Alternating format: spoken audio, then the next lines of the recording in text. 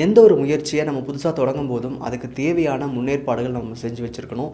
அது சம்மந்தமான மனநிலை, அதை எப்படி நான் செய்ய போகிறேன்ற ஒரு அண்டர்ஸ்டாண்டிங் உங்களுக்கு கண்டிப்பாக இருக்கணும். அப்படி நீங்கள் ஈர்ப்பு விதியை முயற்சிக்க போகிறீங்க, இல்லை நீங்கள் வந்து அதுக்கான ப்ராக்டிசஸ் நீங்கள் பண்ண போகிறீங்க, கிராட்டிடியூட் எழுத போகிறீங்க, இல்லை அஃபர்மேஷன்ஸ் கேட்க போகிறீங்க, இல்லை சம்மந்தமான விசுவலைஸ் பண்ண போகிறீங்க, இல்லை வேறு ஏதாவது மெடிடேஷன் பண்ண போகிறீங்கன்னா கூட உங்களுக்கு தேவையான முன்னேற்பாடுகள் இல்லை உங்களுக்கு தேவையான மனநிலை என்ன இருக்கணும் அப்படிங்கிறத இந்த வீடியோவில் டிஸ்கஸ் பண்ண போகிறோம். அது சம்மந்தமாக ஒரு 6 விஷயங்கள் நீங்கள் ஆரம்பிக்கிறதுக்கு முன்னாடி, அதாவது இந்த ப்ராக்டிசஸ் எல்லாம் நீங்கள் ஸ்டார்ட் பண்ணுறதுக்கு முன்னாடி உங்களுக்கு வேணும். அது என்னன்றதை இந்த வீடியோ டிஸ்கஸ் பண்ண போகிறோம்.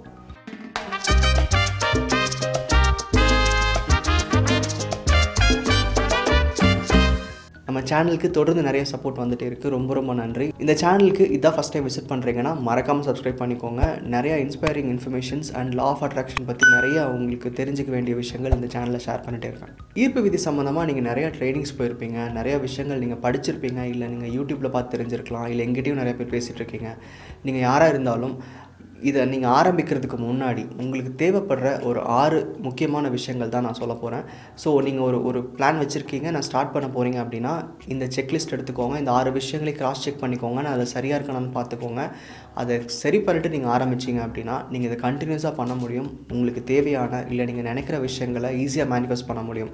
ஸோ அதில் முக்கியமான முதல் பாயிண்ட், நம்மளுடைய இலக்குகளை சரியாக புரிஞ்சுக்கிறது. அதாவது நமக்கு என்ன வேணும், எதுக்காக இந்த ப்ராசஸ் நான் பண்ணுறேன், எது இதோட அல்டிமேட் கோல் என்ன, நான் இதை நடக்கும்போது என்னோடய மனநிலை என்னவாக இருக்கும், இது எனக்கு கிடைக்கிறதுனால என் லைஃப் எப்படி மாறுது, அந்த மாதிரியான இன்ஃபர்மேஷன்ஸை நீங்கள் கிளியராக ஒரு வேளை நோட்டில் எழுதிட்டால் கூட பெட்டர்னு தான் சொல்ல முடியும்.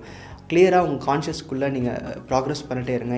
என்ன நீங்கள் யோசிங்க. ஏன்னா தெளிவான ஒரு எண்ணம், தெளிவான ஒரு கோல், தெளிவான ஒரு பர்பஸ் மட்டும்தான் உங்களால் ஈஸியாக மேனிஃபெஸ்ட் பண்ண முடியும்.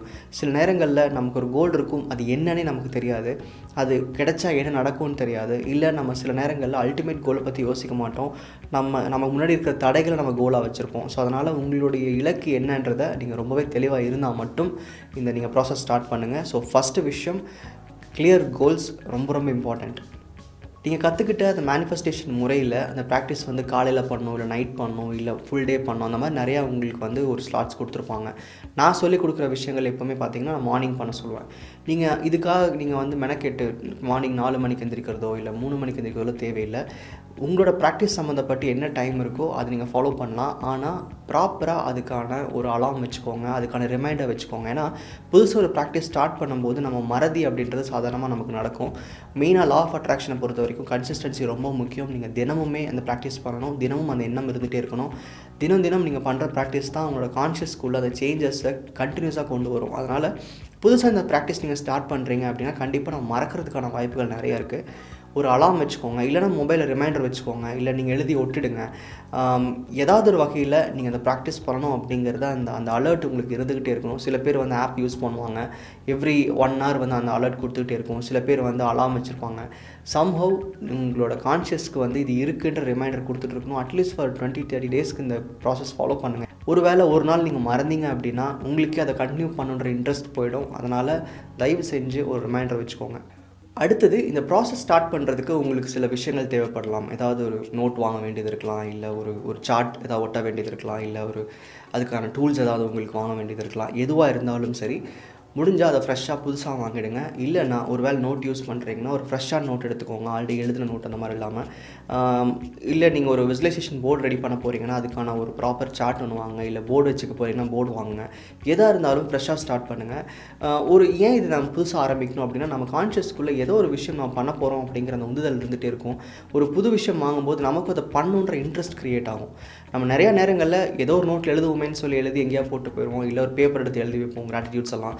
ஸோ இது எல்லாமே வந்து உங்களுக்கு ஒரு கண்டினியூட்டி கொடுக்காது, உங்களுக்கு ஒரு மைண்டில் ஒரு ஃப்ரெஷ் ஸ்டார்ட் கொடுக்காது. அதனால் முடிஞ்சால் ஃப்ரெஷ்ஷாக புதுசாக எல்லாத்தையும் வாங்கிக்கோங்க.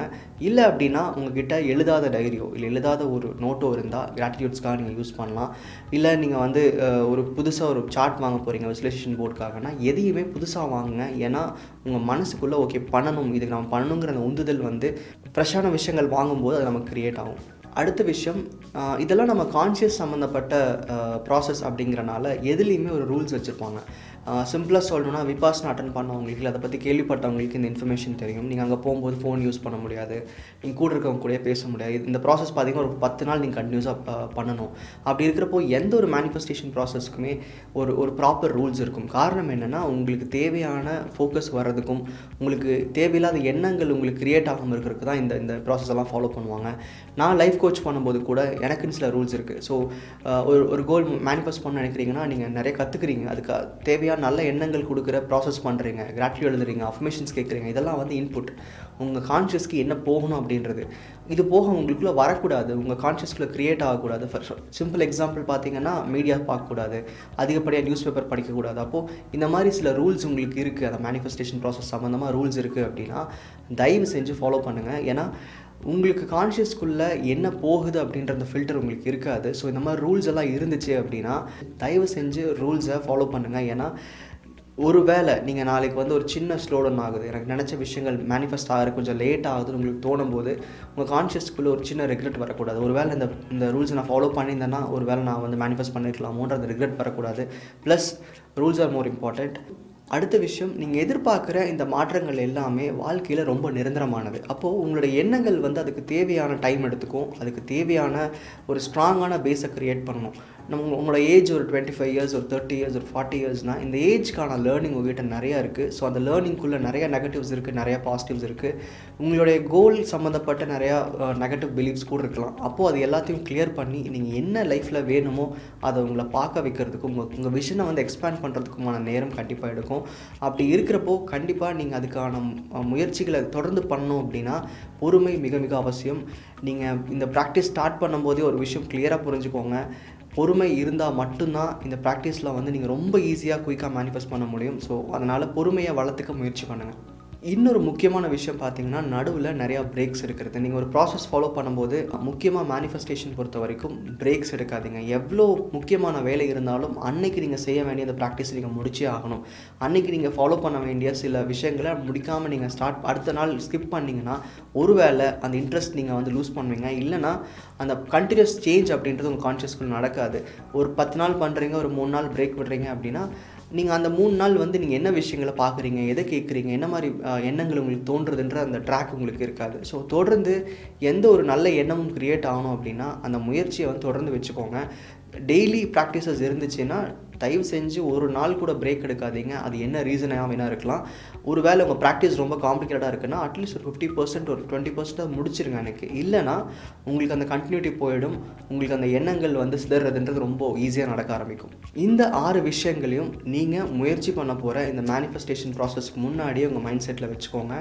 இது நீங்கள் ஒரு வேளை கிளியராக புரிஞ்சுக்கிட்டீங்க, இந்த விஷயங்களை வந்து நீங்கள் ஃபாலோ பண்ணுவீங்கன்ற உங்களுக்கு நீங்களே ப்ராமிஸ் பண்ணிட்டீங்க அப்படின்னா கண்டிப்பாக நீங்கள் எந்த முயற்சி செஞ்சாலும் அது ஒரு கண்டினியூஸாக இருக்கும். அது வந்து உங்களுக்கு நீங்கள் ஆரம்பிக்கிறதுலேருந்து முடிகிற வரைக்கும் உங்கள் எண்ணங்கள் எங்கேயும் சிதறாமல் உங்களுக்கு தேவையான விஷயம் நீங்கள் நினைக்கிறத விட ஃபாஸ்ட்டாக மேனிஃபெஸ்ட் ஆகிறதுக்கான வாய்ப்பை க்ரியேட் பண்ணும்.